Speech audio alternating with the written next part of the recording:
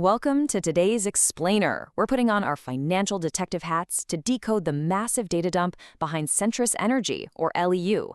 Look, if you follow the energy sector, you already know LEU has been a wildly fascinating case study. But today, we're stripping away all that market noise. We're setting aside the hype and emotion, and we are just looking purely at the cold, hard numbers. Let's get into it. Okay, let's start right here. 6,764%. No, that's not a typo. That staggering number is LEU's 10-year return. It's a completely wild ride that absolutely demands a closer investigation. I mean, how does a company actually pull off that kind of astronomical growth? And more importantly for us right now, do the underlying metrics tell us if this momentum is actually sustainable today? Now, what's really fascinating here is how these yearly returns just wildly fluctuate. We are talking about a stock that routinely booms and busts. Just think back to 2020. Up over 236%. Then, boom, 2022 comes along and it drops nearly 35%.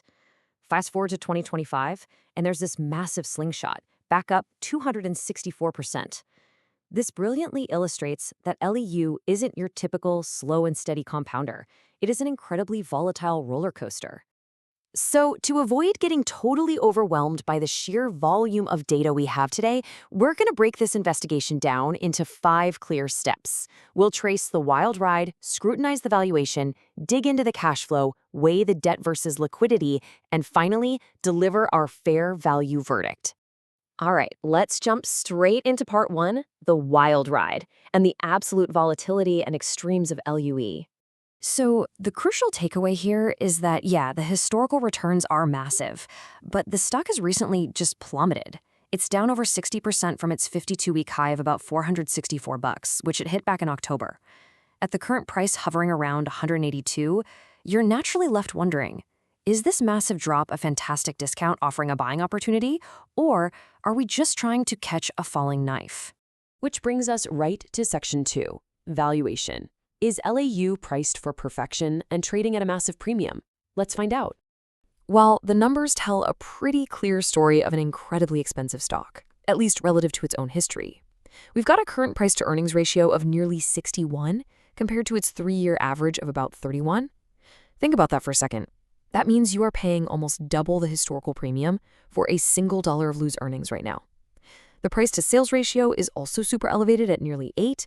Really, the only metric showing even a slight discount to its past is the price-to-book ratio, sitting at about 4.6.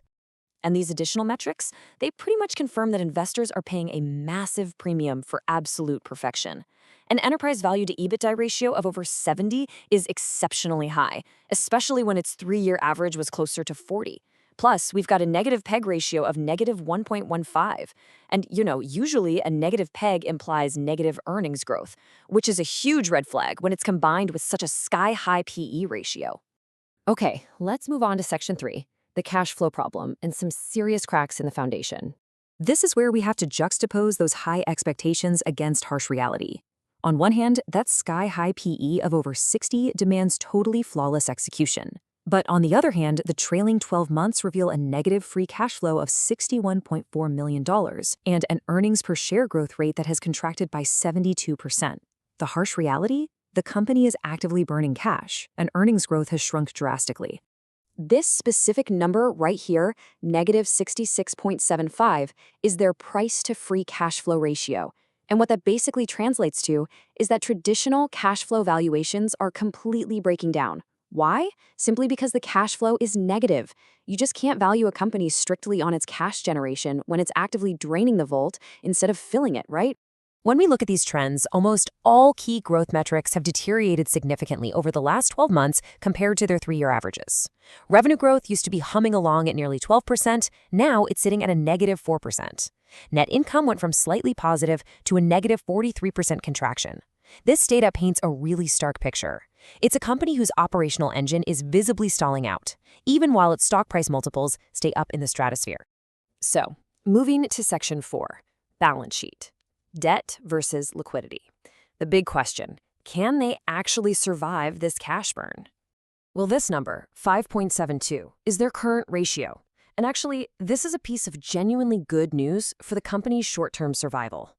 As a refresher, a current ratio above 1 means a company can comfortably cover its short-term liabilities. So at 5.72, LEU has nearly 6 times the liquid assets it needs to pay its immediate bills. Both the current and quick ratios are sitting well above their recent averages. The quick ratio, at a very healthy 4.88, is an even stricter test of liquidity because it completely ignores inventory. So this is providing a really strong short-term safety net despite that negative cash flow we just talked about. Basically, they aren't running out of money tomorrow. However, the plot definitely thickens when we compare that short-term safety against a longer-term risk metric. Their debt-to-equity ratio is now 1.52. Now, okay, that might not sound catastrophic in isolation, but the real story is that it has skyrocketed nearly 910% compared to its 5-year average. They are relying heavily on debt right now, which absolutely amplifies both their operational risks and their required future payouts. And that brings us to Section 5, the final fair value verdict. Let's put all these clues together. But before we reveal the final math, it is absolutely vital to remember what we're looking at here. The fair value price is what the raw data says the company is intrinsically worth based on cash flows. It is completely separate from market sentiment, momentum, or whatever hype is out there. It's our ultimate grounding reality check. And here is the climax of our investigation. There is a glaring, massive disconnect between the $182 trading price and the deeply discounted $33 fair value price calculated by those free cash flow models. The market is pricing this company miles and miles above what its underlying fundamental cash flows dictate it's actually worth. Because of that immense gap, the data spits out this staggering negative margin of safety, minus 451%. In fundamental investing, you obviously want a positive margin of safety to protect yourself against downside risk. This deeply negative number tells us the stock is just dangerously overpriced, according to the underlying math. And the market actually seems to be catching on to this reality.